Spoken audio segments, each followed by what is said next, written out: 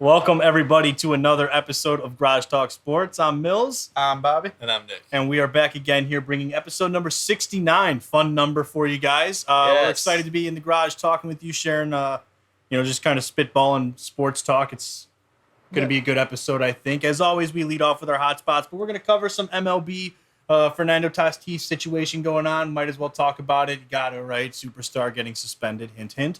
NFL preseason, I believe we're going into week 2 now. Some games, are there some games tonight? No. The preseason schedule always confuses me. There's one game on Thursday, and then the rest of them are on Saturday and Sunday. Yeah. Okay, yeah. So this upcoming weekend is going to be week 2. Usually, if I remember correctly, this is where the starters typically don't play for week 2. Yeah. Or no, maybe I'm mistaking that with week 4 is when they don't play at all. Either way, we'll talk some preseason stuff, preview the season some more, building off of last week's episode. Then, of course, we finish with Nick's question of the week. Personal favorite part of the show for me is when we do Nick's question. But we'll kick it off with our hot spots. Any volunteers to start first, going once, twice? I'll take it. Okay. So the NCAA rankings came out this week, and honestly... The basketball rankings? No, football rankings. Yeah, Duke, number 1. Just kidding, they didn't come out yet. And Coach K's gone. So? All right, he's gone, all right? His last dance was last year, all right? Duke's done for. But NCAA football starts next week. The rankings are out. So, honestly, they kind of snubbed Georgia. Alabama at 1, Ohio State number 2, Georgia sitting at 3. And can anyone guess number 4? Well, I already know it, so I can't Nick, guess.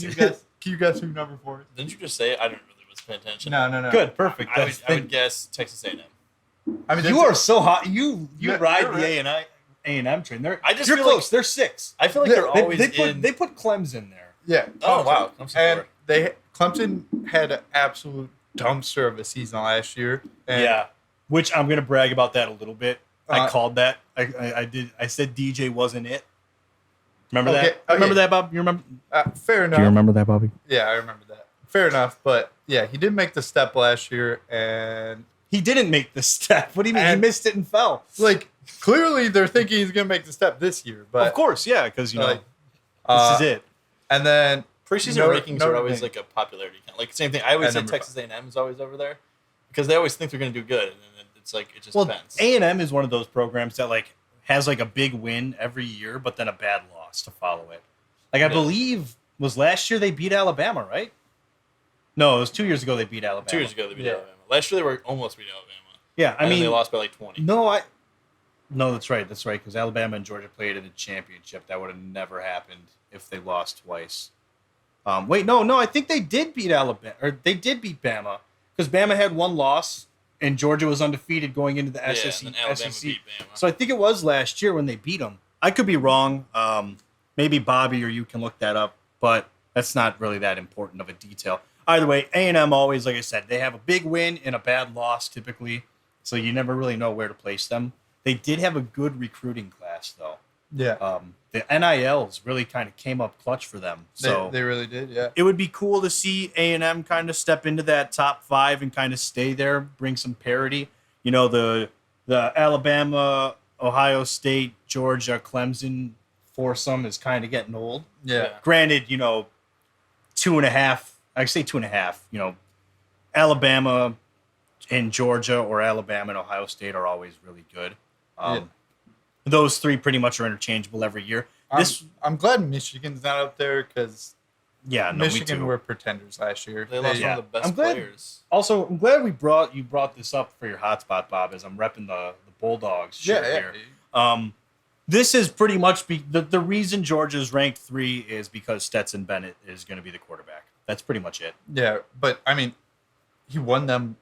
No, the national I know, championship but last year. So but he on paper is the weakest of the 4 quarterbacks because everyone's in love with the fact that DJ's DJ. yeah, What's and- his face? Why am I blanking on his name? Alabama quarterback Bryce Young. Yeah, Bryce Young. Bryce Young, Yeah. Heisman Trophy winner, very good. Will And then probably be a top CJ 5 Stroud. pick. CJ Stroud had an incredible freshman year. So yeah, it's Stetson Bennett on paper, in my opinion, is the 3rd best out of those 4. But Georgia's just such a solid program, and their defense is so good all the time. It's hard to really count them out. So I'm going to once again double down that Georgia's should be ranked number 1 this year. All right, Nick, give us your number 1. I mean, I think Alabama's always going to be ranked number 1 in preseason rankings just because their recruiting class is always in the top 5. That's true. And I don't think Georgia's within the top 5 this year. I think they were like 6 or 7. But Georgia's got a lot of returners. But they graduated a lot of big name people too. It's so but weird. they did the year before too. It's so weird. Every year they just get better. I remember that we had this conversation last year. They lost a lot of seniors on defense, but the thing is, there's a reason these 3 teams and honestly these 4 teams are always in there. And college is where coaching really comes into play more than the NFL. Yeah. You know, the talent kind of separates itself at the NFL level on its own. Yeah. In college, good coaching can make up for weaker talent, right? And I think the Georgia defense, like the system and everything, is very easy for players to succeed in. They run a very simple, professional style offense that takes a lot of pressure off of your quarterback. You know, they win in the trenches on both sides of the ball. That's really the difference there. But I get your point, Nick. You know, they lost a lot of big names again. Yeah, and they're always going to do that because you don't know what a freshman, guy is not going to be highly as touted as the guy who's been there for a while, and people are always going to give the edge to Nick Saban as a coach over anyone else.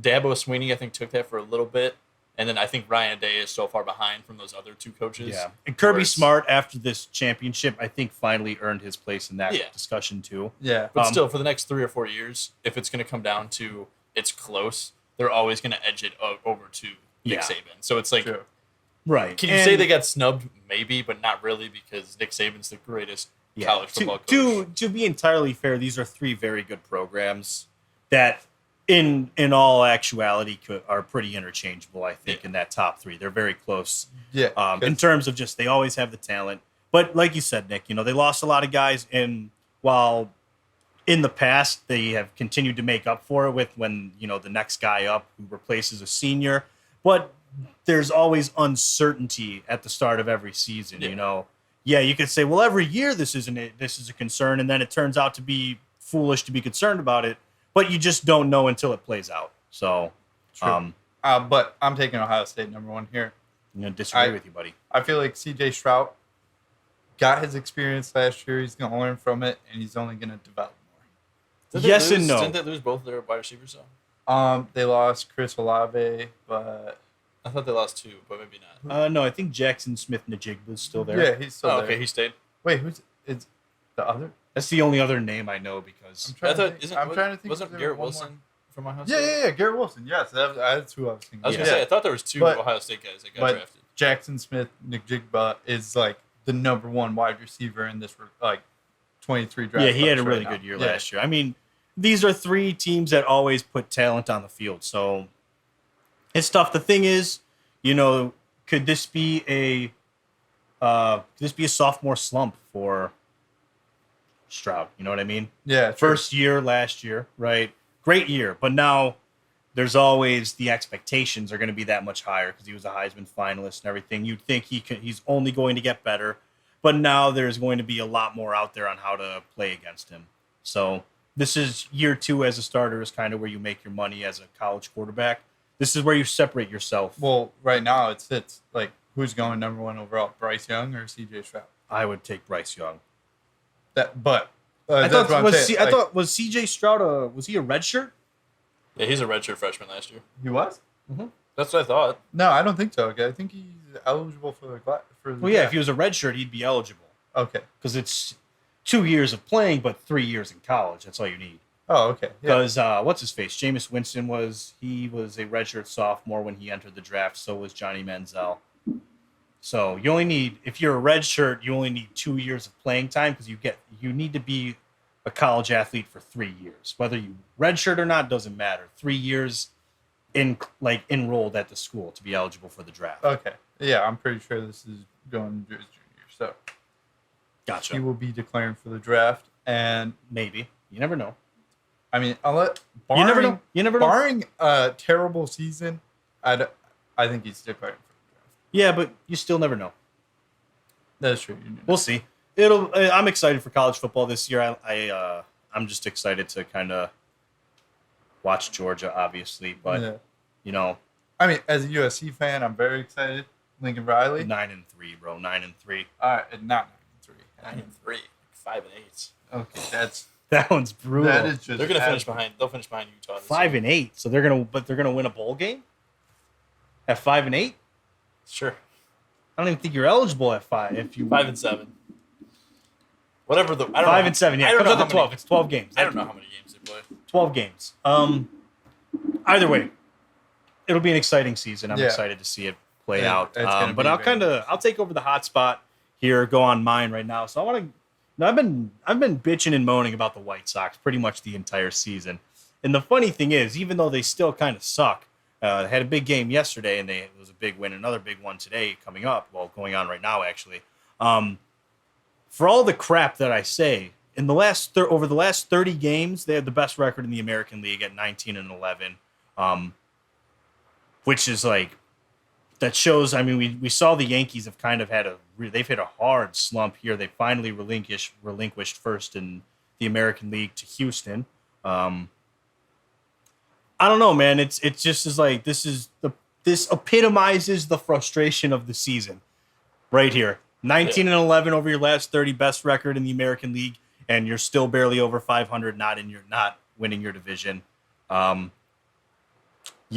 it's depressing to say the least, aggravating. But I'm not going to go into too much detail because we'll talk a little bit more about the White Sox here coming up. So yeah, I'll pass it over to you, Nick. My hotspot, really quick. Drew Rasmussen for Tampa Bay through 8 perfect innings. It was against the Orioles, but I feel like the Orioles. No, don't. We don't get to say that anymore. That's right. Okay. Let me finish my sentence. Go ahead. Said the Orioles aren't really the Orioles of the past. Where 2 or 3 years ago, it's kind of like when Giolito threw his no hitter against the Pirates. It's like still impressive no hitter, but it's the Pirates. But Rasmussen threw it against the Orioles, which the Orioles I think are half game out of the last wild card spot. In the AL they're 60-55. So it's like you're not used to that. Like now, it's like the A's are like that team now. Where it's like if you throw a perfect game against the A's, I think the Nationals are the worst record in baseball. Yeah, they are. Really? Yeah. And you guys lost to them, Bob. Yeah. The A's are close, but right I think the A's, Cubs, not Cubs. A's, Nationals, and Reds are like your bottom 3. Yeah. At least the Cubs. Yeah, but 8 perfect innings, really good at pitching, not a lot of hard hit balls at all, and then first pitch of the 9th inning, just an absolute laser from their shortstop from Baltimore. Just right down the line. Oh my gosh, he's really fast. I know. I think it's Arias or No. It's something else. Hold on, let me look it up. I want to get his name here. But yeah, he's pretty good. Yeah. The Orioles are looking real good. They got Adley Rutschman. They got a couple good middle infielders. Cedric Mullins is one of my favorite players that's not on Seattle in the American League. And they just drafted Jackson Holiday. Jorge Mateo was the one who did it. Okay. For a second, I was thinking Ramon Urias, so also there, Urias, however they say it. Yeah. I thought you were thinking of Gunnar Henderson. I was like, that's just a car. No, I'm not that. I'm not an idiot, Bob. I know, but I just thought you were thinking of him. Yeah, he ripped a double at first pitch of the 9th inning. Double, and then it's just like, oh man, that sucks. But 10 years ago, it was on the anniversary of 10 years ago was the last perfect game by Felix Hernandez. So 10 years of no perfect games. That's crazy. That's how long it's been? 10 years? 2012. Wow. Which is weird because between 2008 and 2012, there was 3. So the White Sox had 2 perfect games between Mark Burley and, do you know the other one? Philip Humber. Nice. Good job. I would never guess that. Good boy. Fun little trivia for you, I think Bob. it wasn't Philip Humber's against the Mariners. It was against the Mariners. It was in Seattle. Yeah. It was probably the worst swing and a miss on the 3rd strike of the game ever. Yeah, it wasn't a swing, but don't matter. They called it a swing, I bro. know, because you're going to. You're not. It don't matter. They called it a swing. The perfect game, I think that would have been after that would have been Galarraga's perfect game. Yeah, now that's a missed call. Yeah. That's a terrible And even if he was call. safe, if you would have called him out, no one really would have been mad because, again, it's a perfect game. Yeah. It's technically it's slightly, asterisk-wise, but no, you just let him. That one was brutal. Do you feel like the MLB should have just given him the perfect game? I don't know because they still have their It's the whole thing of like once the game ends, it ends. And like nowadays that would never happen because it would have been reviewed. Right. But my point is like, there's been petitions, and I believe Galarraga has actually like tried to lead a petition, maybe not. But there have been petitions that have gotten a lot of support calling for Manfred to officially credit him for a perfect game. I think Galarraga said no, he didn't want it because he said that's baseball. Okay, baseball so that's is what missed it was. calls. He goes, nowadays, if it happened like this year, he would have been upset and he would have been like, no, I would have petitioned for that to be reviewed. Yeah. Clearly he was out. And the first ever 29 out or 28 out perfect game. That's very impressive. Because he still threw a no-hitter. It was still a no. That's the thing is like, or actually, no, he did throw a no-hitter, right? Because the next guy struck out. Yeah. Still, it just is like, that one's a brutal one. Sometimes, every once in a while, I look it up just so I can like be mad at umpires because they piss me off sometimes. So, do you guys think hitting the cycle or perfect game's harder? Perfect game is way harder. Perfect game. Just because the cycle happened. I think like Trey Turner's got like 4 career cycles. But for me, it's not even so much like the more difficult thing is for a cycle. It's you have to get 4 hits, and then there has to be no one on base and run. But a perfect game is no errors. Yeah, like you're facing 27 batters, getting 27 batters out. You have to rely on every. Yeah, there's so much more like out of your control. Like in a perfect game, yes, you throw the pitch, right? But if it gets put in play, most times the pitcher's not the guy making the play on the ball. Yeah. So you need your defense to be perfect. Unless you throw just an absurd amount of strikeouts. Yeah. If you finish a perfect game with like 18 strikeouts, okay, then you know what? Yes, you needed your defense for the other 9 outs, but that's still like you truly took over. But like, what's his face? Detmers for the Angels. He threw a no-hitter this year and only had 2 strikeouts. Yeah. So like the defense you needed behind you, like. That is something that's out of your control. It's there's so many more variables at that point. Yeah. Which is what I believe separates it from the cycle. The cycle's no easy task, but I think high level like accolades that happen like in a single game are so much harder pitching than hitting. I know we've always talked about hitting is one of the hardest things to do, but like to throw 21 strikeouts, which hasn't been done yet, that's so much more challenging than hitting for the cycle or hitting 4 home runs. Yeah. Because it's just you have to be so on. The catcher has to be making good plays because like 21 strikeouts, like they have to miss the ball, or take strike 3. Like it's not one of those that is like hard because a good MLB hitter can still make contact. A bad hitter can still make contact. It's the fact that you have to miss the bat essentially 21 times to get the strikeouts. Also, you got to think of stamina. Yeah, you're already at 69 pitches just from strikes. Yeah. Which actually, that's another thing. Rasmussen had, after 8 innings, 78 pitches in his perfect game. That's incredible. Wow. That's a very low pitch count for 8 And innings. he didn't finish the game because they ended up giving up a run. So they pulled him out. Because once the run came in, he threw a wild pitch. The manager was like, you have no thing left in this game. Yeah. Like, that's a lot of times, people have different thought processes on that. But, a lot of times when a guy has the perfect game or no hitter on the line and he loses it, managers, I kind of agree with taking them out because they can unravel completely like that. When you're in such a groove, like that is such a major disruption of like your motion, everything. You go from throwing out of the windup to throwing out of the stretch, like it throws off everything. Yep. And for that game, it was 4-1, and on the wild pitch was a walk. So then one more hit, and then a home run ties it. So you're like, I'm just gonna win the game. Yeah. At that point, now you have to lock it in and get the win.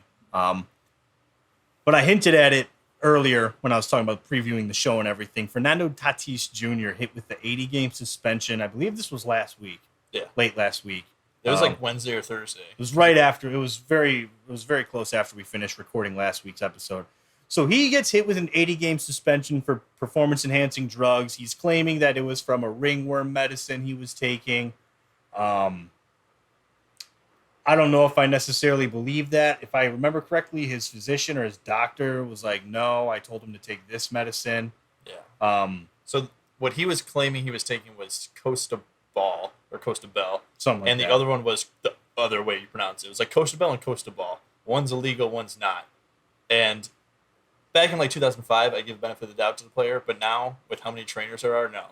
If you use something that's illegal, you use something that's illegal. With what you have at your disposal just as a player, like in today's professional sports landscape, not even just baseball, there's really no excuse for taking the wrong medicine. Yeah. Especially that level. Like if you took something like Advil or something that ended up having something in it, then I could see it. But like you're not just getting Costabel just by walking through the target line. You're like, oh, I have an infection on my stomach. You're not walking up to the home health section at Walgreens and just grabbing it off. I don't believe it's over the counter. No. So you need prescription or something like that. And I'm willing to bet the doctor wrote the correct prescription. And if he got the wrong thing filled in the prescription, bro, I would sue whatever pharmacy you went to. But all the factors at play kind of make it seem unlikely that his story that he's sticking with is actually like the full truth. Yeah. What more than likely happened is he decided to take something to speed up the recovery for his wrist, not expecting to get drug tested, was drug tested. I don't think he was doing the, Barry Bonds, Mark McGwire level PEDs that we saw. But I do believe that he probably took something to speed up the recovery for his wrist, and was a little careless with it and got caught. That's what I think is the most likely scenario. Because he really had no reason to actually take PEDs for the sake of PEDs. You know what I mean? The same thing like Ramon Laureano last year. He was taking stuff to keep him healthy for, like, it was nothing to do, like, I don't want to hit massive just nuke Yeah, runs. it's not like incredible, like, muscle recovery and stuff. Where your head's going to grow 7 times. Yeah, you're not going to get the little tiny, you're not going to have your balls shrivel up and stuff. But, that's stuff that you got to be mindful of as a professional athlete. You have, like I said, you have too many resources to make that mistake. Yeah. And so, you have to foot the blame when you get caught. Like Ramon Laureano, you got caught, dude. You were trying to do something. You were careless. Same thing with Tatis in this case. He was just careless with what he was doing. And it's really a shame for the Padres because they kind of went all in on this season, especially having him back. And now he's going to get hit with an 80-game suspension. Nick, I believe you said before the show their magic number, if they wanted to win the NL West, is 62 games, and there's 65 remaining on the season. Yeah. So they're definitely not winning the NL West. So they're looking at wild card. I don't know where they're at in the race. They're first. Right now. So they're probably the Dodgers are just that's incredible. Yeah. Yep. But they're all in on it, and you're gonna be without arguably your best player. Well, they've won Soto now. Yeah, I know, but and Manny Machado's Machado's there. Yeah. But like this was supposed to be your 3-headed monster, right? And it's not there anymore. So, because 80 games, that'll take him, even if they go deep in the playoffs, that'll take him through the playoffs. I don't think he gets to play in the playoffs. Probably I think that's a different thing. Like, I think if he's suspended for the end of the season, I don't think he could be on the 40-man roster when the playoffs come due, and that means he can't play in the playoffs. I'd have to see how it works with PED suspensions, because I know with Tim Anderson last year, he got a 3-game suspension at the end of the season, but it was not in effect for the playoffs. It was regular season only. So I don't know how it works, plus considering what this suspension is for. He appealed for a while, so like it's still not like. Yeah, but like those kinds of suspensions don't take effect in the playoffs. They don't. They'll carry it over to the next season. With this case though, it might be a little different because this is a different kind of policy violation. Yeah. This is a cheating violation. Yeah. Not because then everyone would just take steroids or anything. Like you would just take steroids at the end of the year, be like, I'm suspended for the end of the season, but I'm still playing the playoffs. Right. I'll serve the rest of it next year. It's like, no. How about no? How about no? Because then right now all the Dodgers can take PEDs. Be like, all right, well, it doesn't matter. That's it. We'll just shoot. Let's just shoot up, get absolutely bulked, and we'll just dominate in the postseason. We'll Trey see Turner's just be hitting the 600-foot bombs. We're like, whoa, come on. Like, come on, Trey. What is this? How would you get even faster? But yeah, it's a shame. But you know what? The Padres are very young. Tatis is going to be there for a while. If they lock up Juan Soto, he'll be there for a while. Manny Machado, which is kind of funny. Who would have ever thought Manny Machado was going to be like the veteran leader on a team? Well, that's what he was last year. Yeah, I know. And everyone gave I like Machado. Everyone gives him crap because when he was younger, he was kind of a. I didn't like him until he got to the Padres. Yeah, that's when I started. The Padres made him grow up. Like he had attitude issues. Well, I'm not going to sugarcoat it. You know what I mean? But he really had to mature with the Padres, and it's worked out well. He's become a more likable guy, honestly, since it happened. Yeah, for me. But I get the dislike for him because he was kind of scrappy's not the word. I did like seeing him go after that one Royals pitcher who passed away. What's his name? The younger guy. Luis Ventura? Yeah, was it? His last name was Ventura. Ventura, I don't know. If it was I don't know what Luis. his first name was. I thought you were But I hated him, dude. He was dirty pitcher. So I liked seeing Machado just absolutely give it to him. I just don't like Machado in the playoffs. And he was like, well, I don't really care. I'm not going to try if I don't want to. And it was like, dude, you're playing baseball in the World Series. Like, you should try. Probably He may have said some dumb stuff here and there. I know Boston fans don't like him, but they claim he had a dirty slide into Pedroia. It wasn't totally dirty, it was legal. No, that was pretty bad. Breaking up a double play. It's not as bad as what's his Chase face. Utley's Yeah, it wasn't as bad as that. Yeah, but Dustin Pedroia is like, I don't know. No, I know, He's but like Boston's most. Pedroia's like so the he Derek slid. Jeter of Boston. So exactly, like he he's took like a hard very he took a hard slide into second. Probably shouldn't have, but it wasn't. In the landscape of the rules at the time, it was a legal slide, whereas Utley's was just like. Well, at least in the landscape of the rules at the time was also legal. Because all you had to do is just make contact with the base. That's so true. He reaches Okay, out. you know what? I'll concede that one. I won't even try on that one. It was pretty brutal. It was not exactly clean. It was brutal and it didn't matter. Or the ball was already out of his hand. That's my biggest problem. Is the ball was already thrown. Dustin Pedroia was just standing there. Yeah, like, it wasn't. ball out of Okay, his fair mitt, enough. and All then right, he's I'll just like, concede boom, it. It wasn't just exactly take a you clean slide. Yeah. Shut your mouth over there. But That's my boy.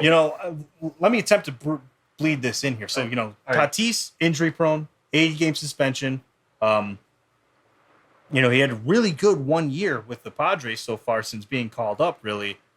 Traded from the White Sox. Now the whole thing on the Bleacher Report community with White Sox fans when this all happens, like, I think we won the Shields trade. No, They're like, that's a joke that people like to throw out there. No, you didn't.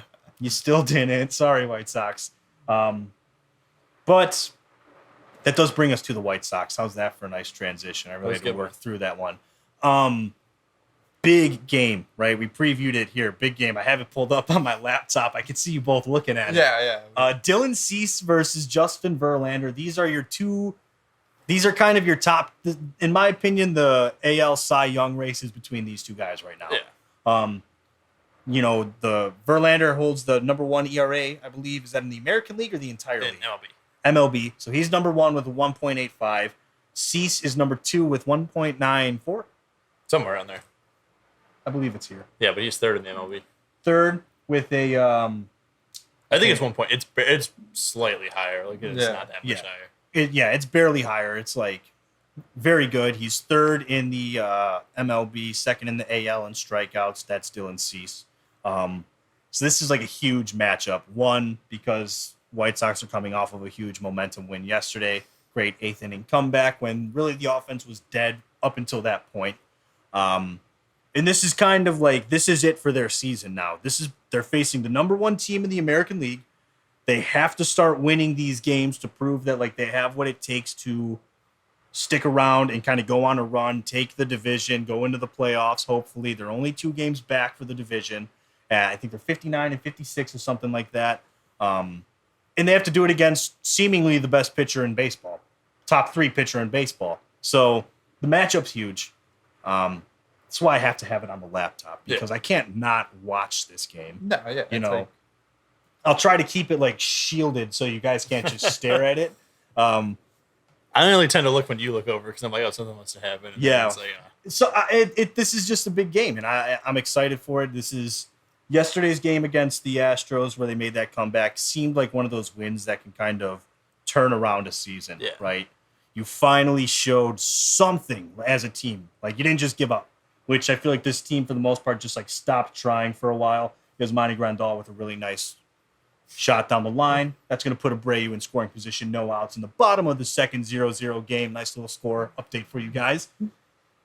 I'm just excited for the game. I got to have it on here. No, fair enough. I get it, This is big. This is very big for them. Dylan Cease has been the one shining star. I gave a lot of grief to Dylan Cease over the years, and he's like suddenly, if you would have told me at the beginning of the season, because I'm pretty sure I kind of threw some shade his way going into the year that he was.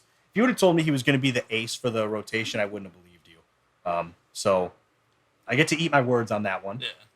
But another thing that happened in the game yesterday is this, now we don't know if this is actually true, but there's a video going around of a fan behind home plate yelling at La Russa, telling him to pinch run angle for Eloy Jimenez after Eloy hit the double to tie the 2 RBI double to tie the game. And he did it like right after this fan was yelling at him, because I don't think he was going to, because he interrupted actually. He had to like walk out. Yeah, the pitcher was getting ready to throw. Yeah. And he was like, wait, time, and did it. So did he listen? Certainly seems like it based on kind of how it all played out on the field. But you don't know what he was thinking. La Russa claims that he didn't even hear him. And he said like in an interview, he's like, you know what? Yeah, sure. If it makes his day, tell him that I heard him. So, that's kind of that's the response you would expect, because you probably don't want to be like. But in the video, the guy was screaming. Like, you heard him clearly. Like, and all the fans were like, he did it. He listened to him. Yeah. It's certainly, like I said, the optics of it 100% looks like he was listening to that fan. So yeah, it's just weird, because like you wouldn't want that to be a thing, but also Tony La Russa he's been falling asleep at games. Maybe he's got a bad rep for him right now. Now I think this is something that's actually kind of endearing of La Russa, because it's almost like, okay, I hear you guys. You know what I mean? Like the fans have been complaining that he just kind of tunes out and like doesn't care about what's going on. And this would like kind of in a weird way indicate that, yeah, I listen to the feedback from the fan base. I hear what you guys are saying. Is it a good look for a Hall of Fame manager? No. But at the same time, if you choose to put a weird spin on it, which I'm attempting to do right now.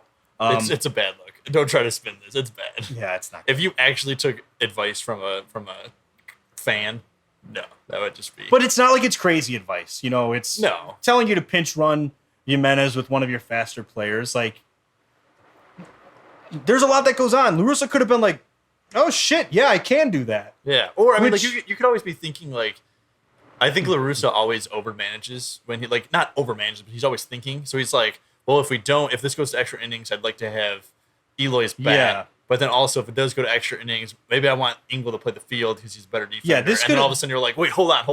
This could have been one of those things where, because it was 2 outs too. Like, it was 2 outs in the inning. Did you expect the inning to go the way it did the rest of it? Probably not, right? So this could have been one of those situations where he was anticipating needing to probably go through the order again. Maybe he was going to go to extra innings or something like that. So to your point, Nick, maybe he wasn't ready to take out one of their better bats for 2 outs. Yeah. With 2 outs in the bottom of the inning, Eloy's out of the game permanently at that point. Yeah. Do you want to take one of your best hitters and one of the hottest hitters hitting 400 in the month? Yeah. You probably don't. You could just wait 2 innings, and if it's still tied in the 10th, then you put Engel out there, and you're like, all right, right. So he could have been kind of playing it differently. In which that case, maybe the fan kind of got him to go, you know what? Yeah, let's go for it. Like, let's go for the win. So it's not terrible. Still doesn't necessarily look great if you're not if mentally he's not there thinking that. You know what I mean? But there's so many different ways he could have been expecting that inning to go. Yeah. And to be honest, I didn't expect it to play out that way. No. If you would have told me that the bases were going to be loaded and Yohan was going to hit a double or hit a drive in 2 runs, I wouldn't have believed you. So, but it happened. I 100% think he listened to that fan. Probably. In some way, shape, or form. I think more likely is the fan doing it got him to think more about playing for the win as opposed to just trying to get to the next inning tied. So maybe the fan, that made him be more aggressive, but I don't think he didn't. I'm willing to bet he thought about pinch running angle and decided, we might need Eloy's bat here later. The bats haven't been here until these last 3 hitters. Yeah. So that's my thing. Because it was really those Pollock, Vaughn, and Eloy were the only 3 who did anything at that point in the game. So it's so those are our 3 standout hitters right now, and they just happened all in a row. Otherwise, we've been shut down nonstop. kind of one of those things where you're like, did you expect it to go that way? No. But he listened to the fan in some way. Yeah. And it worked out, so. Yeah, I mean, like, if it ended up losing him the game, all right, makes him look absolutely terrible. But if you win the game, I don't think it really makes you look too bad. Yeah, it's one of those things where I think there's not like a wrong choice there, because if you don't pinch hit or pinch run, and then it's like a one that Eloy could have scored, and then you're like, okay, maybe not. But then also if it goes to extras, you want that bat. So like I don't think there's a wrong. Yeah, well, answer. the way it ended up happening is that Angle, what's it called? What happened? So he went on second, and then bases were loaded. They ended up being bases loaded. So it didn't make a difference at that point. But you know what? At that point I feel more comfortable with Angle's defense in left field. Yeah. So it all worked out. To me, it's just crazy that in the past years of 4 or 5 years of Chicago sports, we've had Fred Hoiberg, Jim Boline for the Bulls, who like fans have just hated and wanted fired. Jeremy Colleton for the Blackhawks. Everyone's like, why was he there? I hated that hire. And then you had the fire and Aggie chants all of last year. Oh yeah, his son's games. Yeah. And then he was back. He was back in town on Sunday or Saturday. Yeah, all smiles with the players, and had to shake hands with Justin Fields. I'm like, that's just awkward. Like that's. Yeah. But they were all smiles together, but they're going to be. Of course. You're never going to be like, oh, fuck you. And there's not a Baker Mayfield's not doing that with any coaches. I can't wait to see week 1. I can't either, man. Well, Baker Mayfield wasn't going to shake Freddie Kitchens' hands when he left. No, he liked Freddie Kitchens. Yeah, no, he did, but like they had like a. They didn't want to like shake hands with each other after the first game because they played each other. Like there was a big talk about that when it first happened. So you never know. But preseason's back for the Bears. That's true. I guess every team. Yeah. Every team, it's back for every team. Go ahead, Bob. Well, for the Bears, I just gotta say, defense did not look bad. Like I said, I know these are our second, third stringers that are getting a lot of playing time, but for the Bears especially, this is where we need to see. This is where we need to see good guys play, get into position and make the roster, because we're gonna be terrible. So hopefully, there were some standout performances in week 1 of the preseason around the league. The thing about preseason that always makes me laugh is like people look at it and go, "Oh my gosh, this guy's a star in the making." And it's like, preseason, you gotta take it with a grain of salt. Exactly. To me, anytime you say this guy's having to have a great season because of preseason, you're wrong. Because if you're looking at a quarterback, like Trey Lance is getting so much praise, like now it's like, oh, he's for sure gonna be able to replace Jimmy G. He played for 4 series, maybe, and he threw 1 big pass. Like no one playing first stringers, even though you're playing against first stringer defense, it's more to set up your defense. Like this is how we're gonna run a defense. You're not actually playing, like we're not scouting for like the Bears Chiefs. You're not scouting for Patrick Mahomes. You're scouting for how you're gonna play defense in general. Yeah. And if you look at it as a Bears fans, the Bears defense looked way out of sync in that first drive. Yeah. Mahomes went straight down the field. The Bears didn't look great. Yeah. At least they're starters. But we'll get into them in a little bit here. We want to, Bobby, I know you wanted to highlight your boy baby hands. Honestly, like I said, going into it, I really didn't expect much from him. Like I've heard rumors that he was having trouble even taking snaps with the ball. So going into it, I didn't have much expectations, and I mean, he went out there, he threw 2 touchdown passes, went 13 for 15, and 96 yards. So he's looking pretty good. Yeah, well, in the preseason, you just you want to see like, do they look confused? Yeah. Right. So they didn't look confused. Like, he didn't look confused. He didn't look lost out there. So it looked like he belonged on an NFL field. Yeah, I like it. There's so much more development that goes on, and he played with the 2s against 2s and 3s, right? So, you compare the talent and everything that he's working with and playing against. He looked good, so it's a promising thing. But there's so many cases where guys look good and then they're actually not. Like Trubisky looked good, his rookie year with the Bears. Trubisky last year threw 5 touchdowns against the Bears in preseason. He picked apart the Bears defense last year, and you're like, well, that's crazy. But it's like, to me, it's also but like what Mitch you said. also looked good in his 1 drive. Yeah. But it's like, that's my whole thing is like, first stringers, I don't really care, because really I don't think that first string defense is really going super hard. But when you have like a guy like Kenny Pickett, he didn't look confused like you were saying. But also some of those guys on defense are playing for their spot to stay on the team. Yeah. So some of them are playing with way more heart than the first stringers are. Yeah. So like, you have to balance it either way. To me, it's just, can they run the system the coach is putting out there? They're not confused, and can they actually like if he was trouble handling snaps? I don't think it matters what defense you're going against, first, second, or third string. If you're dropping the snap, you're dropping the snap. Yeah. Right. So, good performance is a good performance because, like you said, Nick, they play with the same level of talent that they're playing against.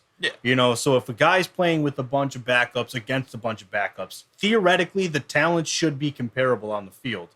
So okay, so he's making he looks good with his backups against these other backups.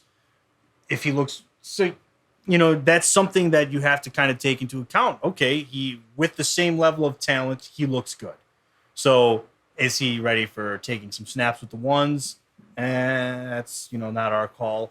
I do think that Trubisky is going to kind of be the starter until he loses it. No, I think it's good. Also, my one big problem with Steelers, Jake, I'm coming at your Steelers right now, is Mason Rudolph, dude. He's not the fucking guy. He is fucking awful, and just move on from him. Dude, he had the whole season to fill in for Big Ben. He fucking shat the bed, and then you just keep moving down with him. You keep him on the roster. It's like, dude, when are you going to realize he's not the guy and just completely cut him from the team and just move on and not even give him any more chances? Because that's like Chase Daniels to me. Like, Chase Daniels was never going to be like the guy. And even if he was the relief quarterback when someone gets hurt, he's still not going to win you games and you're going to be like a stud backup. But it's just I liked him so much because he was just a bear. He's just a bear. Yeah, just leave him on the team. Okay, I don't care. Don't just give Mason Rudolph. I had such high hopes for him. He took a helmet to the head from Myles Garrett. Yeah, dude. He took that thing. Honestly, he wore that one like I'm a surprised champ. he didn't die. That's such a Pittsburgh thing to do. You can't get rid of a guy. He is Pittsburgh. He epitomizes what that city is. So you gotta leave him. But he's there because he knows the system. Yeah. When the other two quarterbacks don't. Exactly. But you drafted him in hopes that he was your replacement for Big Ben, and it's just it didn't pan out that way. And he's your long-term bet. Here's the reality. The biggest two Mason Rudolph things going to be when he got hit in the head by Myles Garrett and when Earl Thomas knocked him out fucking cold. Yeah. That's about it. That's the two biggest things Mason The most Rudolph notable plays of his career are really bad head injuries. I mean, it was a good pass. He completed the pass, but he was out cold. But yeah, man, he gave his soul for that one. Dude, here's the reality. That man still functioning. I don't know. Seriously, they should study his brain because how this man isn't riddled with CTE is beyond. Well, because he only gets hit twice a year. That's true. If he only takes one bad hit a year, his brain's probably good. Yeah. But no, the reality is that Kenny Pickett is the quarterback of the future. He was your first round pick, right? First round pick. Yeah, he was your first round pick. Only first round pick for quarterback. That's right. I don't know why I questioned myself on that one. But so he was your first round pick. Obviously, he's your plan long term. Mitch is probably not going to stay as a backup. This is kind of his prove it year.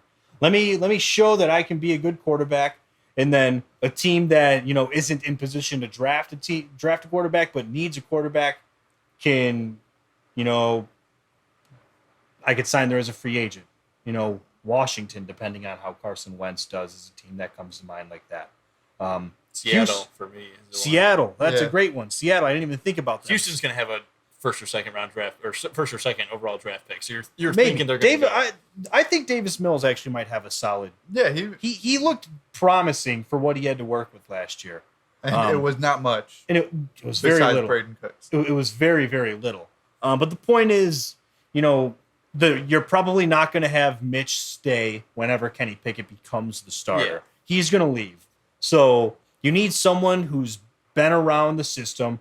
Mason Rudolph has spent, 4 years now with the Steelers? 5 years with the Steelers? I'm pretty sure it's 4. Yeah, maybe. He's very familiar with whether he's good on the field or not. He's very familiar with the system.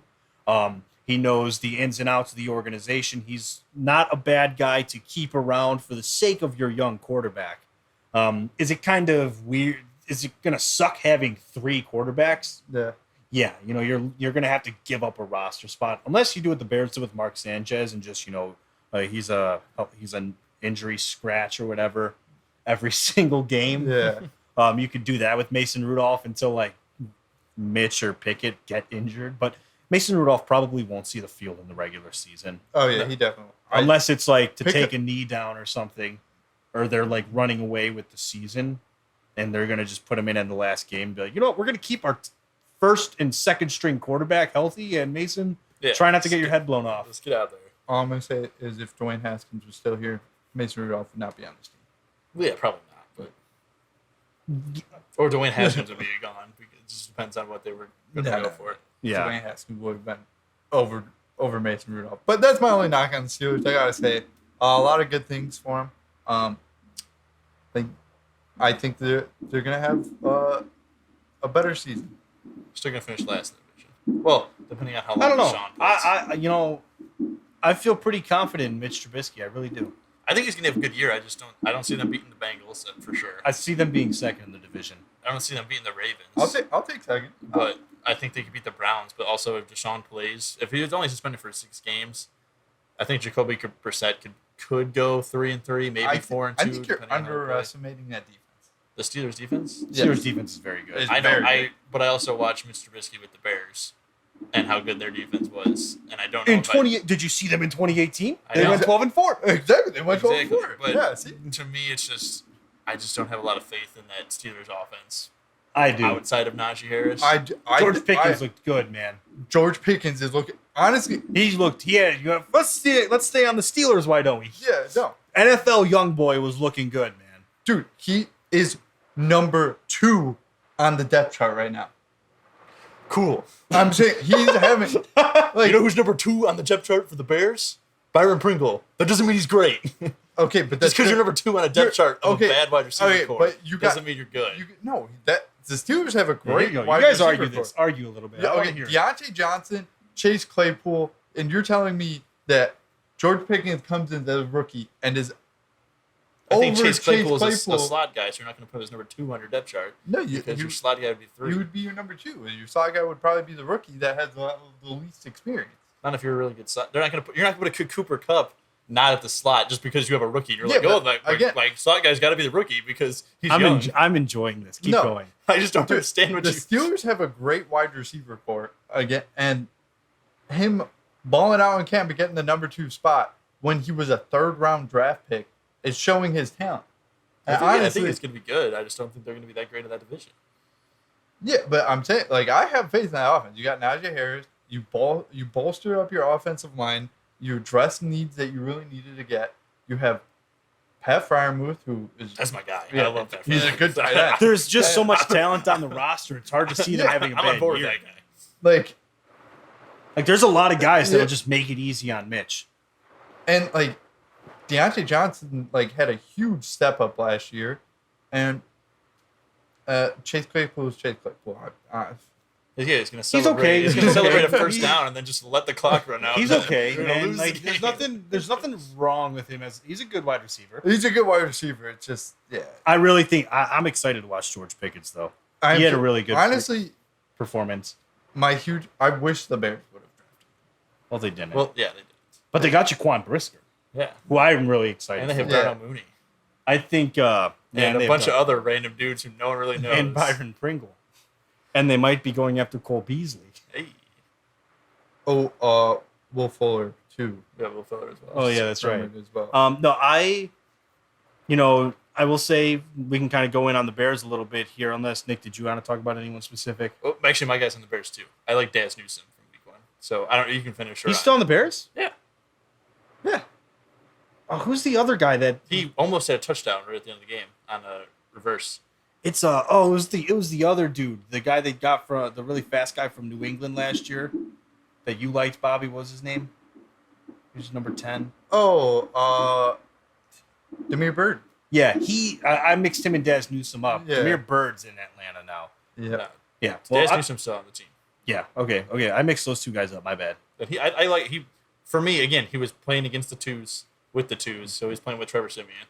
He was getting open. And that's I feel like all you're asking for is you're playing against guys that are your skill level out there. Yeah. He's getting open. And I don't really know if I'm going to give him credit or the coaching credit flip from Matt Nagy. But he was in reverses. He's very quick. So you're using him how he should be used. Like I feel like Cordell Patterson was in Demir Bird last year. Use him more like Debo. Use him more like Tyreek Hill. It works for other teams. It should be able to work for you. Yeah, I do. I liked the Daz Newsome pick. That was 2 drafts ago, right? Actually, yeah, last year was his rookie year, right? Last year. Yeah, I liked the pick. He's a speed guy who you can kind of find a spot for on special teams and stuff. And he's big too. I think he's like 6. I think he's 6'4". And I mean, with our wide receiver room, he has a great opportunity. Yeah, I feel like maybe he has a chance to shine. He's got a real opportunity in front of him. I really liked Jaquan Brisker. He was all over the place. I think he's finally the right safety to play across from Eddie Jackson. Yeah. Because I last year with Eddie Jackson, and honestly, every year since they lost Adrian Amos, I feel like Eddie he's been trying to do way too much. Yeah. Like he's constantly having to cover more for his safety partner because his safety partner is not very good. And so he's leaving his areas a little more open and relying on his like speed and ability to make up for it. And it's just, he's fast and everything, but in the NFL, you very rarely get away from it or get away with that. That's college his strength stuff. Is more. He's so crafty and smart. He's quick. He can cover ground if he needs to. Yeah. But like when he had Amos, it was like, I'm going to figure out how to mess with the quarterback to where it's like, I'm going to make it look like this guy's open, but I'm only have to cover him. Yeah. Whereas he's like having to kind of leave guys open almost to just so someone else isn't even more open on the other side of the field. So I think Brisker is going to complement each other really well. I think we're going to see a resurgence from Eddie Jackson this year. Yeah. Brisker is going to have a very promising year as well, in my opinion. I expect him to have a lot of tackles. And I like that they gave him a lot of playing time. Yeah, he's the number one safety. He's the strong safety. He's number one. But still, I like that he got a lot of live action reps and he did good with them. Yeah. He was looking very promising. Another guy who was looking pretty solid that I enjoyed was I keep forgetting his name. Jack Sanborn. So we'll talk about the Bears real quick here. Like I said earlier, the ones didn't look very good. Their starters are not up to par with other starters. Specifically the Chiefs, one of the best teams in the league. Yeah. But the depth is what really stood out in the first preseason game. Your 2s held up against their 2s. Your 3s made the difference against their 3s. So that is something to be excited for. For example, undrafted rookie Jack Sanborn. Yep. Interception, fumble recovery, made some plays, at playing the inside linebacker position, and maybe he can develop into a good rotational linebacker. This is the kind of stuff that you look for, guys that you do not expect to, make it. And it's one preseason game, but you know what? He shows a lot of promise. He can earn his roster spot. And sometimes if you find that diamond in the rough, that's a big deal. Yeah. Jose Altuve just got picked off on second base, by the way. Oh, huge right there because Dylan Cease was pitching himself into a hole. Oh. So now it's 2 outs, runner on first. So we're all good. We're settling in. But yeah, there's just the depth was very promising.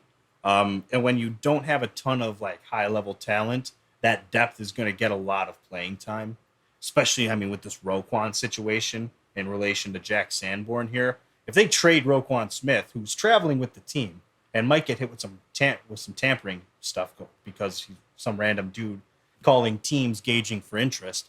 But say Roquan Smith's not there, well, okay, next man up. Who is the next man up after him? I don't know. I don't. That's why I'm saying that. Who is? I know 5 guys on the defense.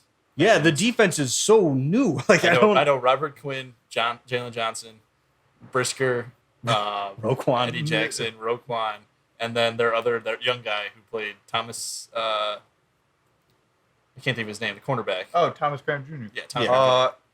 Justin Jones. Lamar Jackson. Yeah, I was going to say Lamar Jackson. Boy. Yeah. Kyler Gordon. He was their other second round pick. Yeah, Kyler Gordon.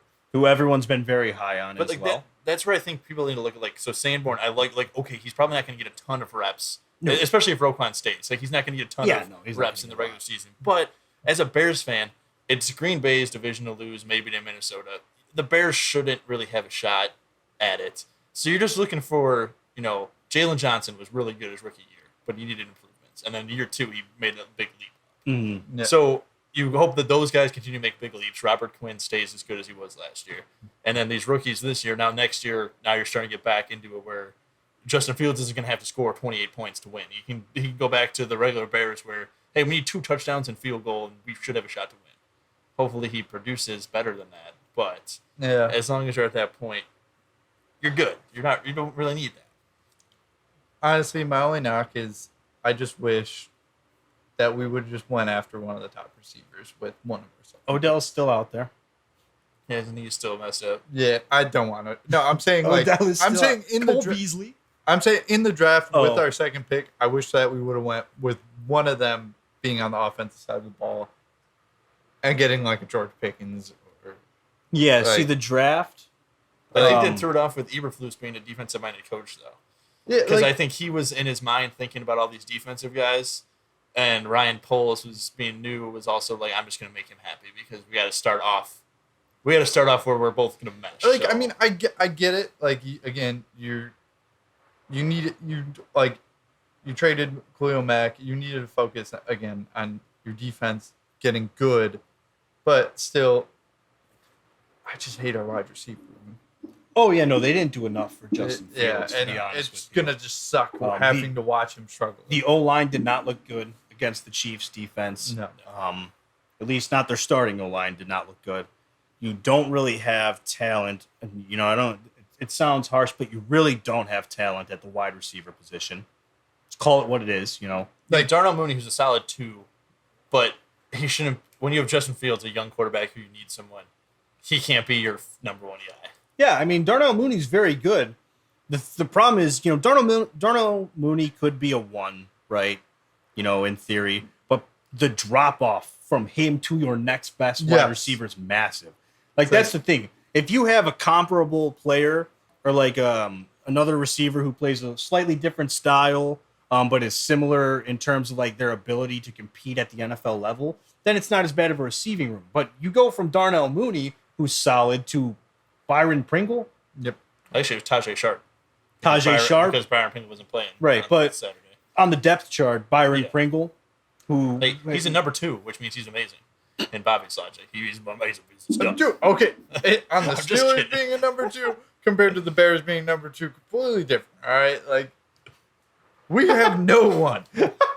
They have Darnell Mooney. And they have Byron Pringle. Again, whenever I say receiving room, it's besides Darnell Mooney. It's everyone else. Another thing about that first preseason game is Cole Kmet didn't play. Cole Kmet's going to be a very important part of the offense. So, I hope that because Nagy just didn't want to fucking use they had Jimmy Graham, Cole Kmet, red zone targets. 2 dudes who are over 6'5", barely ever got targeted. Yeah, and the year before, who was your main red zone threat? It was Jimmy Graham. Yeah. And he was not being used in the red zone. It's just and you also had Allen Robinson, who never got any touches for whatever reason because Matt Nagy was like, I don't like you because for some reason. It's just go back to under and Andy Reid's wing. Yeah. All right, Nagy was an idiot, man. Yeah, let's just leave it at that. Do we need to dive into that any further? I'm going to turn off this White Sox game for a little bit here. Making you mad? Andrew Vaughn made a terrible play on a ball that would have been out number 3 in left field, and he dropped it, so the tying run scored, and then it ended up being a double, and now another run just scored, so it's 2-1 now. So I got to turn it off for a little bit because Dylan Cease is not looking very great. He's not looking sharp. Not looking sharp at all. Not looking like a Cy Young winner.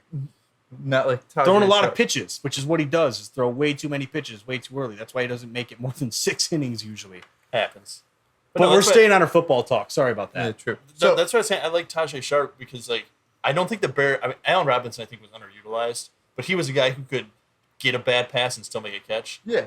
I watched him make 2 catches which they were both. He was wide open on both of them. Fields was scrambling on the one where he caught on the sideline, which is a beautiful catch, and then Simeon overthrew him. But it's if you can put guys out there where Justin Fields doesn't have to be perfectly accurate, that's what he needs. And I feel like that's what Cole Kmet gives you. He's a 6'5" tight end who's pretty tall, quick. man. Yeah, he's big. So just give him, he doesn't have to be wide open. Just throw where only he can catch. Same with Darnell Mooney catch. Yeah. Darnell Mooney was the only one catching that ball. He still didn't make a good catch on it, but yeah. The thing is, the wide receiving room for the Bears doesn't have a ton of height. Yeah. They really don't. There are a lot of guys. Aquimius St. Brown. He's pretty tall. I think he's like 6'6". Okay, so that's one. Yeah, you got one. I don't know he's about like the rest. 5th in the depth chart, so like he's really not. Yeah, I don't know. He's not going to see a lot. But my whole thing is like, I hope that if anything showed you this preseason is like, be aggressive, go after, like. I prefer Will Fuller out of all the names thrown out there. Will Fuller is just my pick out of them.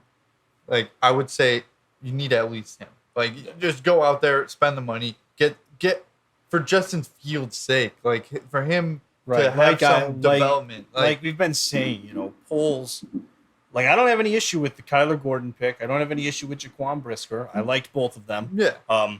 It's more so like, we know that they're going to be bad.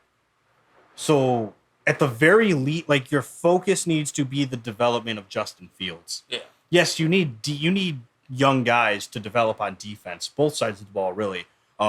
You went and got those pieces, right? Kyler Gordon and Jaquan Brisker should be two guys that are mainstays on your defense. Jalen Johnson's going into year 3, plenty young. The defensive line is young, aside from Robert Quinn. He's your veteran. God only knows what's going to happen with Roquan Smith. There's youth on the defensive side of the ball. Yeah. Now focus on helping Justin Fields. Your O-line, you made some moves that people kind of rated pretty well. The Michael Schofield one is one that people think is going to work out. He didn't look very sharp. He was just getting manhandled. Yeah, to be fair, it's the first time you're getting real action. You got to knock off rust and everything. I've always been one to say that practice speed and practice intensity will never come close to real in-game experience. Yeah. No matter how you try to simulate it with the 2-minute drills and all that, it just isn't the same. Because no one's trying to injure each other in practice. Yeah. Right. So you're never getting that same level of intensity as you do against another team. Yeah. So you got to knock the rust off there. But you went and you got your talent on defense. Right, these are your guys. This is what you're hoping to develop and turn that defense into. Now Justin Fields needs to be how can we help Justin so he doesn't absolutely implode as an NFL quarterback? You need another wide receiver. N'Keal Harry was your shot in the dark, and he sprained his ankle, and he's out for several weeks. Equanimeous St. Brown, really, that's our big guy. Yeah. Byron Pringle, he's our big guy. No, outside of Darnell Mooney and Cole Kmet, you don't have anything. And we don't even know what you have in Cole Kmet because he never really got a chance with the Nagy system. Yeah. So Cole Kmet has shown flashes when he gets playing time. His rookie year, he looked like he was going to be a very good tight end. And then they just didn't use him. Yeah. So go get someone else with experience who can stretch the field, who's got a good catch radius, and could just make it easier, like Nick said. Someone who can make a play for Justin Fields so he doesn't have to be pinpoint accurate every single throw. Yeah, exactly. That's what you need. And if they could do that, I think this season will be easier to swallow. I just want to see that Justin Fields look good. Yeah, exactly. I want to see that I'm expecting the offense to not be very good, but I want to see Justin Fields make good throws, high leverage, just big plays. Whether they score or not, with how bad the offensive roster looks, I'm not going to be pissed if they're a low-scoring offense. Yeah. But if they're an offense that moves the ball, and then it proves, okay, they're just a couple things, they're another red zone target away from being a good offense, I can swallow a bet. I'm expecting the year to suck. Yeah. But if Justin Fields looks like he belongs in the NFL, I'll be happy. Yeah. Move the ball, don't have more touchdowns than interceptions on the season. And, show some promise. So then when you have over $100 million in cap space that you could spend on stuff, you can go and get your big name target at wide receiver, a big old lineman to lock down one of the tackle or guard positions, whatever. Yeah. A nice big defensive player. Stuff like you can make those big acquisitions because you know your quarterback's good. Yeah. That's all I want to see. I would love to see after this year kind of a similar to what the Eagles did for Jalen Hurts, because Jalen Hurts proved himself last year. Yeah. Got him to the playoffs, did well. Yeah, I think they go out and they grab A.J. Brown. And it's like, okay, they're not going to make a move for A.J. Brown going into last season. We were like, we don't even know if Jalen Hurts can throw the ball to guys. Right. Like Jalen Hurts showed, like he gave them a reason to do it. And then you have most of the Eagles receivers dropping passes, and you're like, damn, imagine how good our team could have been if they would have caught balls. And you're like, well, let's go get a guy who catches everything. Right. Exactly. That's a great comparison actually, Nick. Is you didn't know what you had in Jalen Hurts after his rookie year. He showed flashes. You're like, oh, maybe this is a guy, right? Maybe we've got someone. Second year showed, okay, like he's worth committing to. Let's go and get him something. Let's go get him a real like number one target. They went and did it. We'll see if it pays out. You know what I mean? Yeah. You have to earn that. And I think I want to see Justin Fields prove that he is deserving of that kind of aggressiveness towards getting talent. Because if he looks horrible, I still don't believe that Fields is Ryan Poles' guy. Like there's a part of me that thinks Poles is like not convinced on Justin Fields. Which would make sense. I don't really know if anyone should be, just because we saw so little of him last year. Because you don't know what Justin Fields is as a quarterback, and it's really aggravating, and it's less because of his ability and more so because like what the hell was last season with Matt Nagy? What was it? Really, it's just like you truly don't know what you have, and this is what sucks is because it was the same story with Trubisky. You gave him a wash because the year with John Fox, his rookie year, was just horrible. Like what was it? No, to this day, their offense was as bland as it gets. You don't really know if he learned anything. Well, now we know he didn't really learn anything from the John Fox regime his rookie year. So everyone gave him a pass because you're like, we don't know what kind of quarterback he's going to be. Looks good with Matt Nagy in year one with him. Nagy didn't see it apparently.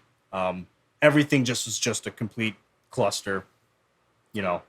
Terrible. Yeah. So you don't know what you have in Fields through no fault of his own. Yeah. He's like, come on.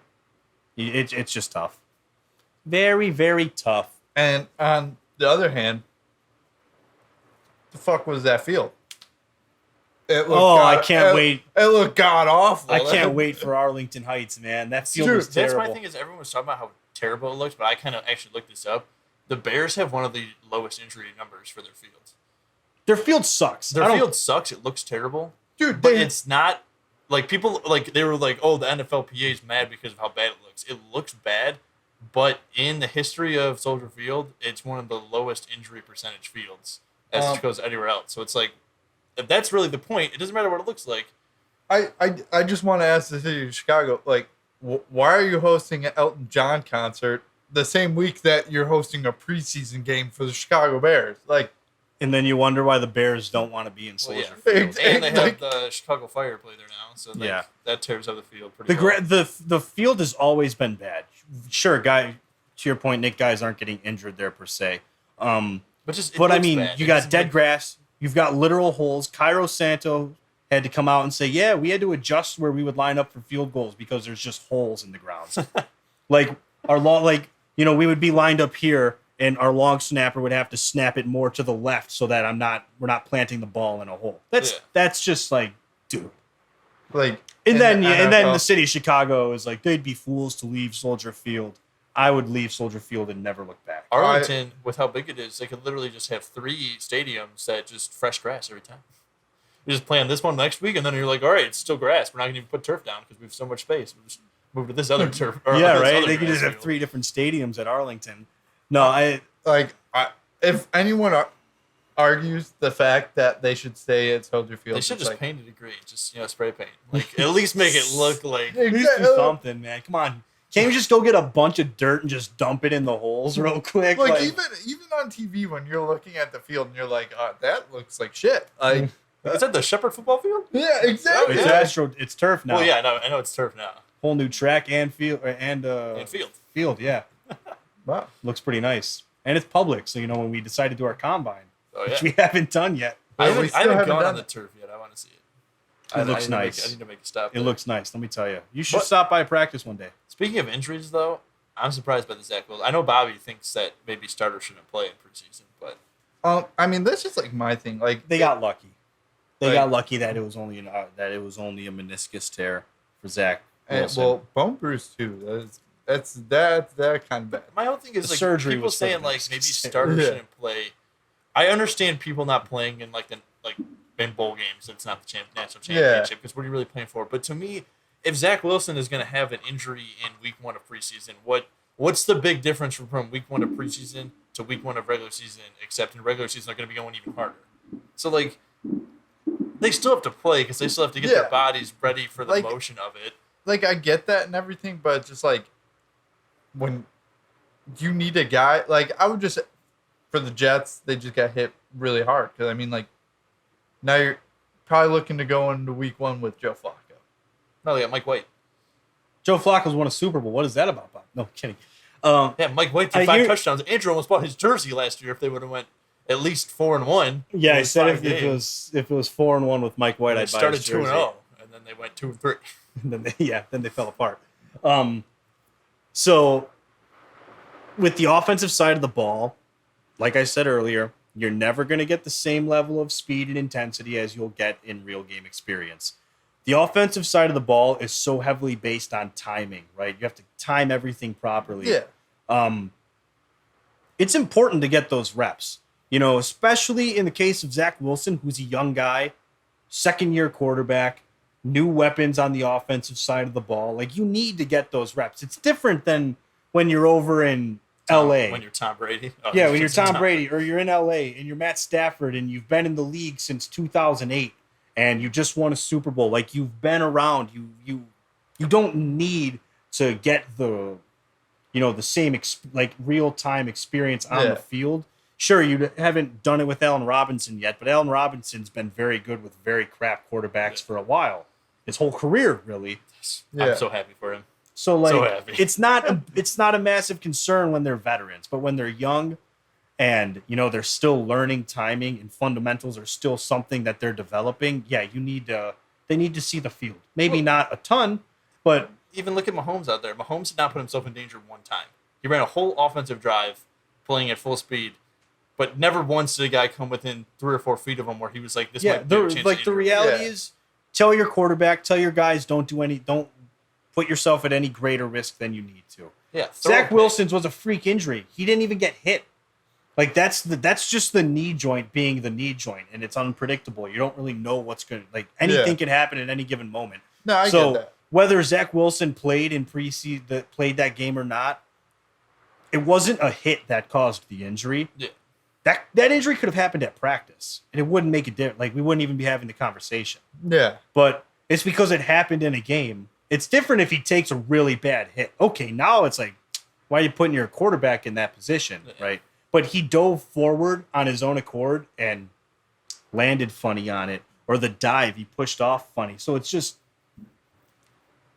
the conversation really is, it shouldn't even happen. The only thing for me that preseason that maybe they should take out would be kickoffs where you're returning, because that's the highest speed collision you're having. Yeah. So I know guys that's their chance to make or break a team. Special teams. But I don't want to see.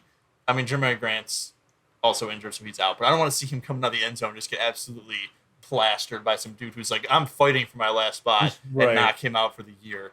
That's the only thing where I could be like, why don't you just start him at 20? I just put that in there because Jalen Hurts took a big hit, but late hit. That man was out of bounds. And Nick Sirianni was not happy with that was some bullshit. He should have not hit him. Like, Fields took a late hit too. This was Jalen Hurts was worse. I bet. Oh yeah, it was. I haven't seen it, but he was to step out of bounds and just get absolutely not even shoved. It was like a spear. No, it was tackle. It was tackle. Led with his helmet. Just put his helmet down. Yeah, like head down right into him. Yeah, that's the messy thing with preseason is when you get into those guys who are fighting for their roster spot, and so their thing is like, if I absolutely lay this person out, it's going to show that I can hit. Yeah. And that's when it gets reckless, because if it happens in a situation like Jalen Hurts, then that's a whole different scenario there. And Jalen Hurts was being smart, because really, in a regular season game, I see him trying to make a move on that guy. and go for the first down. But he literally just took a quick step out because he's like, I'm just taking a step, and then just still gets nailed. Boom. Wow. But I'll have to look it up. That's Bob Sala and also Dan Campbell. I don't know if I want to play the Lions in preseason because the way he just hypes that team up so much. They'll run through. I would be like, I'm gonna drill this dude. They'll run at a freight train. Dude. Yeah. The Lions are the what do they call it? All or nothing. Hard Knocks. Yeah, Hard Knocks. There we go. Yeah, I was all or nothing. I was like, what? Yeah. I don't know what you're they are all or nothing. Yeah, they're following the Lions this year. I watched the first episode. It was pretty good. Dan Campbell is exactly what you think. He was doing up downs with the defense. See, I would play I don't play football, but I feel like Dan Campbell's one of those coaches that would just make me want to I've had coaches like that in my life where it's just I want to play for this coach. And, Dan Campbell's the guy. Not whatever who's the dude before him from the Patriots? Shit, big dude. Matt Patricia? Yeah, Matt Patricia. He tried to do that, outdoor practice and freezing temperatures and everything. You're like, who does this guy think he is? Dan Campbell commands respect. Matt Patricia is just, above. But honestly, Isn't Matt Patricia's doing, is he in Washington? I don't know where he's at. Because I heard someone talking, they don't know who's calling the plays. It's either Matt Patricia or whoever the head coach is. So I was like, I thought Matt Patricia was a defensive guy. He's defense. But I think he's an offensive coach. No chance. I thought he went back to the Patriots. Most of them do. Usually when a coach gets fired, they kind of go back with their tail between their legs. Back to old Bill. Yeah. Daddy or Bill. Andy, if you're... I'm pretty sure he's back on the Patriots. I could be wrong. He probably is. I just remember because they were like, we don't know who's going to be coming. It's either Patricia or whoever the head coach was. And I was like, that doesn't make sense to me because I thought Patricia was a defensive guy. Right. Well, Nick, while Bobby looks this up, why don't you prepare us with your question of the week? Okay, I'm not going to take full credit for this question because I got a Twitter notification of this guy who was like, what a terrible way to wake up to Monday morning yesterday. And it was a Bears, I don't know if he's a reporter or whatever, and someone said that Cordarrelle Patterson more talented than Devin Hester. And he was like, what a terrible way to wake up. And then I was like, yeah, that's stupid. Clearly Devin Hester's better. And then I began to think about it. He didn't say more talented returner. He said more talented. So I was to question you guys, who is a more talented football player? Cordarrelle Patterson or Devin Hester? Devin Hester. This is nothing Hester. against Cordarrelle Patterson.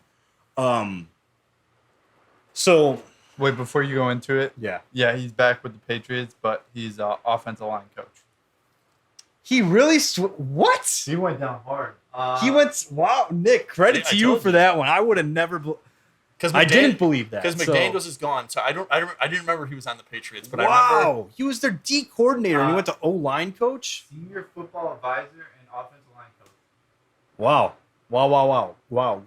Because I knew wherever team Patricia ended up going to, their offensive coordinator left.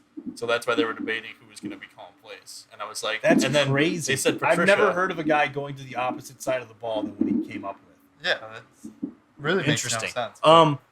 I'm gonna go. I'm going Devin Hester. They're difficult to compare because two different eras of football. And Devin Hester, when he played on the Bears, they had good running backs, so he didn't have to play the running back position.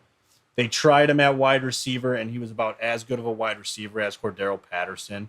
I think he actually, receiving-wise, has better production than Cordarrelle Patterson in his limited time. Cordarrelle's been a wide receiver much longer. Yeah. But he showed a lot of promise at wide receiver. That he just was on a very bad offensive team. He was a better athlete. Cordarrelle Patterson, I'm a big fan of both of them. Well, because that's my thing is I looked at it, I was like, athletic, Devin Hester, because Devin Hester's the greatest return man I think has ever played. Whatever generation of football you're talking about, he could change the field better than anyone for special teams. But what the tweet said that the guy made was more talented. And when I think talented, I think of multiple facets of the game. I think when Cordarrelle Patterson was in Minnesota, he was only a receiver. He was only a return man. No, he was a receiver. Yeah, but he wasn't very good. But I think he was better than Hester because Hester really didn't do. But also Hester was not terrible offense. Yeah, Hester was only made a receiver for like a year. But Hester never was a running back. Cordarrelle Patterson was the running game for the Falcons last year, and the returner. And he was an amazing returner. Well, like I said, Hester had Thomas Jones, who was very good when he was with the Bears, and then Matt Forte after that. But I don't think Devin Hester was big enough to be running back in the NFL. Yeah. What was the other guy that he had? I mean, it was Thomas Jones. I mean, Cedric Benson. I guess. Cedric Benson. That's who I was thinking of. Yeah. Well, it was a different style of football back then. Bigger bodied running backs were kind of what you wanted. Devin Hester, if he played running back in today's NFL, he's so shifty, like he would fit in perfectly. I just don't like. But he also didn't need to play running back because they had good running backs already. You know, there's not much to go off of because he didn't. You know, it took them a good 3 years before they thought maybe we should put him at wide receiver. Because he was a cornerback at Miami. Yeah, he was a defensive back in college. Then they decided to put him at wide receiver because, you know, after 3 years, they're like, oh, we really should start getting him more involved. He didn't start playing wide receiver until Jay Cutler came in, or maybe right before Jay Cutler. I think Kyle Orton's last year before the trade is when he started. But if you look up his highlights at wide receiver, he had a lot of talent, just as much as Cordero Patterson as a wide receiver, just less opportunity. Athletic return man, of course, Devin Hester, no, hands down, no problem. It's just, for me, and I think it's also last year as teams playing against him didn't realize he was as good of a runner as he could be. It's interesting that this year will be my big tell of who's going to be more talented between those two. I will never say that anyone's more athletic than Devin Hester, besides Devin Hester. But talented-wise, I have no idea. It's tough, dude. Devin Hester, if he played in today's NFL where they are not afraid to just like put guys wherever, I think his career could be 10 times what it was. I agree. Is he a Hall of Famer yet? No. He probably... The reality is he probably won't make the Hall of Fame because they're not going to want to give it to a return man. I feel like he should. And that's not the Bears fan in me speaking. That's just the fact that he truly... He changed the game, right? The whole strategy behind punting changed for Devin Hester. Strategy behind kickoffs changed for Devin Hester. He actively changed the way that you play football against his position. So, yeah, I feel like he should be in, but he probably won't make it. It's just the thing that they need to start doing with, Justin Tucker should be on the Hall of Fame. Yeah, he's not as impressive as Tom Brady or Aaron Rodgers, but... Kickers make it every once in a while. He scores more points than anyone else. Yeah. So he might. If any kicker's going to make it outside of Adam Vinatieri, it'll be him. I always thought David Akers had a chance to make it. No. But then he didn't. But, now when you look at guys like Justin Tucker, it's like, well, yeah, maybe David Akers. Yeah, Adam Vinatieri and Justin Tucker might be the only two kickers we say make the Hall of Fame in our lifetime. Robbie Gould? No. He'll probably... the Bears might, give him, a special honor or something. I think after they Bears, won't retire his jersey because they said after Urlacher or after Ditka they're not retiring any more jerseys. That's why Urlacher's number's not retired. See, that's dumb. That is dumb. Urlacher. Well, they're running out of they're actually just running out of numbers. They have too many numbers retired. Really? Yeah, the Bears are they're one of the two most storied franchises in football. They've got a lot of retired numbers. They're they just can't retire anymore. Because then they're going to limit themselves to because number 50 is retired for Singletary. That might actually be it for the 50s. To be honest, I gotta double check. Is oh yeah, Butkus. Butkus 51. Yeah, 51. But if you retire Urlacher, now you have 52, 53, 58, 57, 59 for linebackers. I guess you can go into the 40s, but that just Urlacher 54. Yeah, you didn't say 54.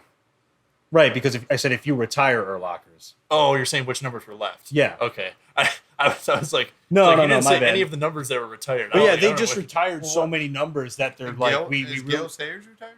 Yeah. Okay, Gale Sayers, Walter Payton, Mike Ditka. Number 7's retired. I believe that's Red Grange's number's retired. I don't remember what number he was. Was Sid Luckman? I think Sid Luckman's number 7. I think he was 12. No, number 12 is not retired. Number 4. No, number 12 can't retire because that was Josh. I don't remember all the retired numbers, but they should retire that number. They should Sid Luckman's is retired. They should retire number 4. My boy Chase. Yeah, right. One of the other ones is retired for George Staley. So good. Or for George Hallis. I don't know why I said George Staley like that.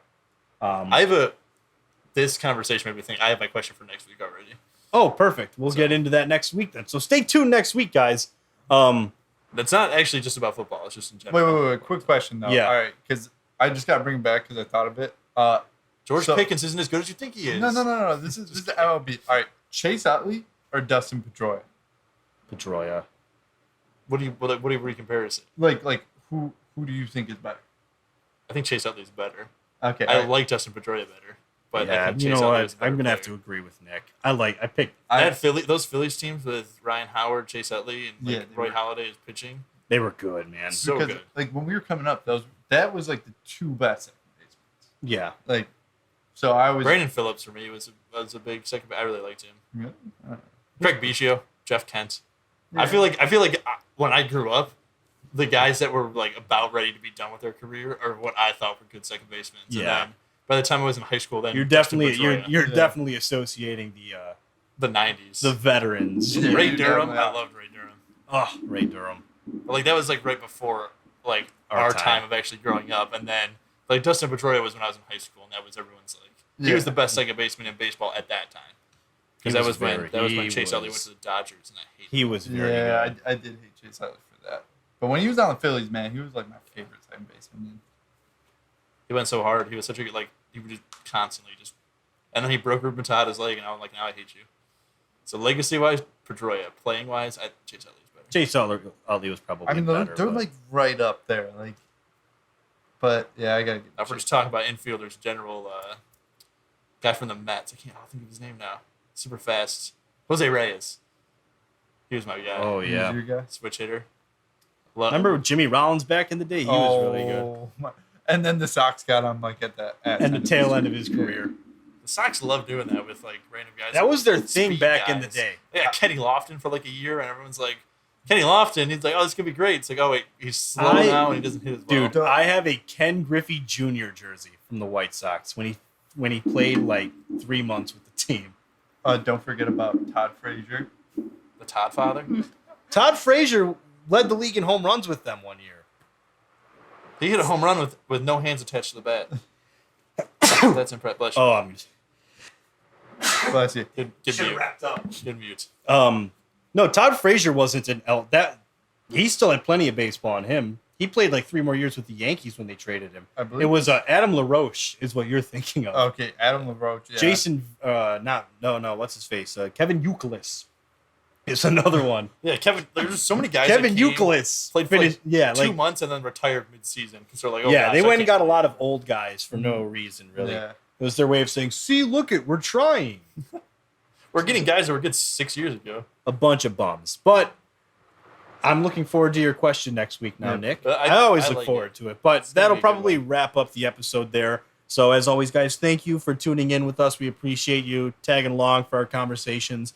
As always, if you like what you heard, please give us some support on our social medias. All of that is linked in our website, garagetalksports.com. And we look forward to talking to you next week. See ya. Damn, Bobby, you waited